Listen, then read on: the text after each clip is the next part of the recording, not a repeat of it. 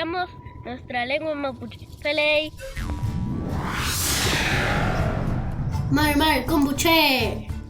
Kumaku Imun. Kakinge.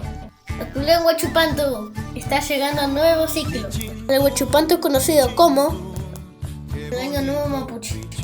Es el inicio del nuevo ciclo natural, cuando la naturaleza comienza un nuevo proceso de renovación. Por estos días, cuando se produce la noche más larga, es tiempo de reunirnos con la familia, hacer ceremonias, agradecer y celebrar como lo hicieron nuestros Kuifika Cheyenne.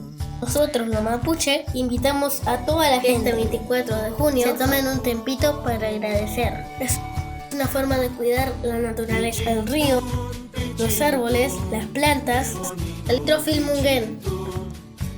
No es solo el año nuevo de los pueblos originarios,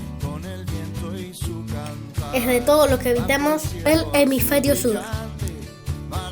Fei Muten Kombuche. Peguaín, suscríbanse y dejen a Yufin.